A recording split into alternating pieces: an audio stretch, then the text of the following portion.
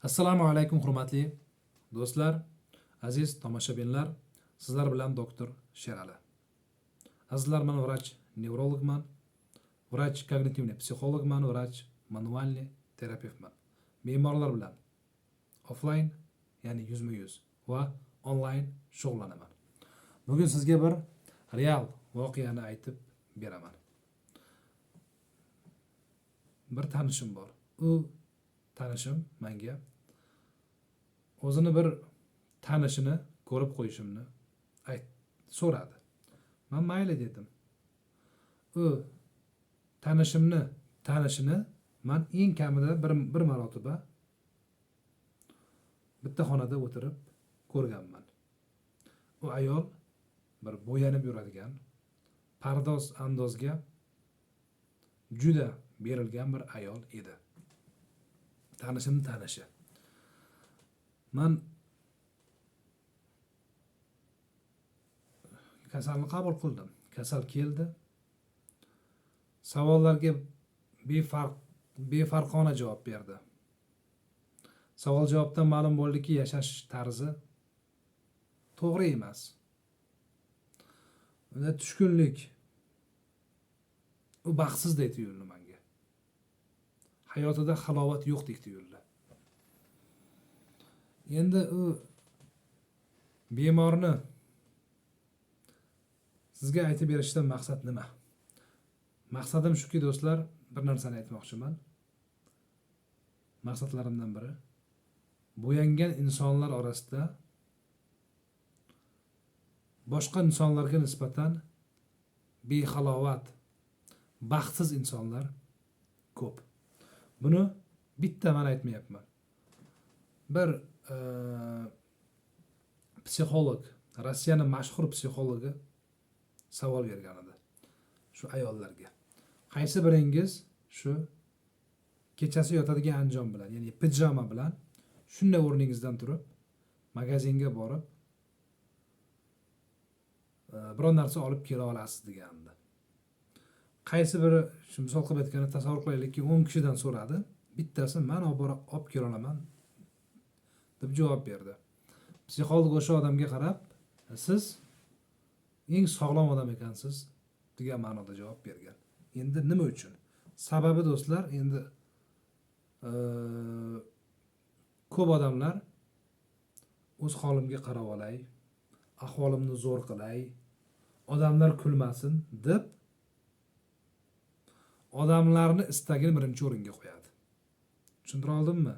Shu bo'yanib yuradigan insonlar orasida ham baxtsizlar yoki ishonchsizlar yoki halovati yo'q, behalovat insonlarni ko'proq bo'lishi ham boshqalar fikrini o'zini fikridan ustun qo'ygani natijasidadir.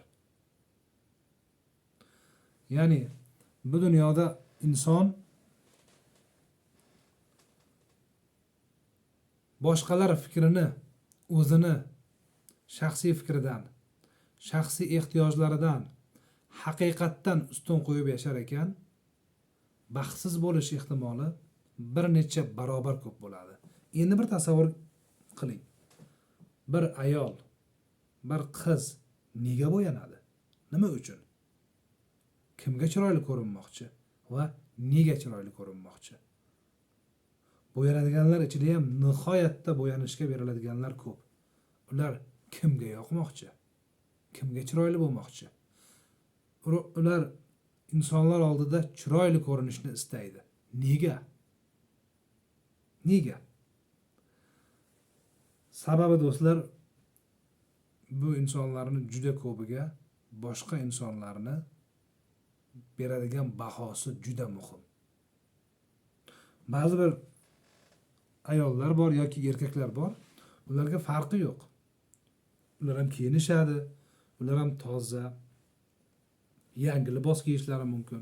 Lekin ular boshqalarini ko'ziga ko'z qilish niyatda yurmaydilar. Ularga boshqa insonlarning fikri o'zini fikrichalik muhim emas. bunaqa insonlar endi yaxshi samatsinki o'ziga bo'lgan ishonch bilan yashashadi. Bu kabi insonlarda halovat bo'ladi. Lekin inson ichida boshqa narsani his qilsa, boshqa narsa bilan, boshqa bir dunyo qarash bilan yashasa, ammo tashqarida boshqa dunyo qarash bilan yashasa, bu esa disbalansga, balansni buzilishiga olib keladi. Artistlarning hayotini ko'rib turibmiz-ku. Bitta misol O'rta Osiyoda emas, dunyoda ahvol shunday. Shunday kiyinginki butun zaldagilar, butun majlisdagilar yoki butun shu to'ydagilar qotib qolsin deydi. Nima uchun? Nima uchun? Qanchadan qancha insonlar bor, o'zlarini shaxsiy fikrlarini larga ishonishmaydi, qadrlashmaydi, boshqalar fikri bilan yashashadi. Tasavvur qiling, bir artist bor. Tashqaridan uni hamma "Молодец, zo'rsan" deyapti. Olqishlayapti. Pul berishyapti. Lekin bu inson kechqurun uyiga kelganda nimani his qiladi? Bo'shliqni his qiladi. Tag'in bu gapimdan hamma aktyor, artistlar bu hammamizni loyga tiqib tashadi. Botqoqqa tiqib tashadi degan xulosaga kelmasin. Men misol qilib keltiryapman. Bu kabi insonlar har bir kasb ichida bo'lishi mumkin. Ammo shunday insonlar borki, bu insonlar o'zlari bilganlaricha yashashadi. 60 ga, 70 ga, 80 ga kirganlarida ham mana shu 30 yil, 40 yilimda men xato yashayapman deb afsuslanmaydi. Chunki o'zlari bilganlaricha yashagan. Lekin qanchadan qancha insonlar bor, hayotlari yolg'onda o'tib ketishyapti.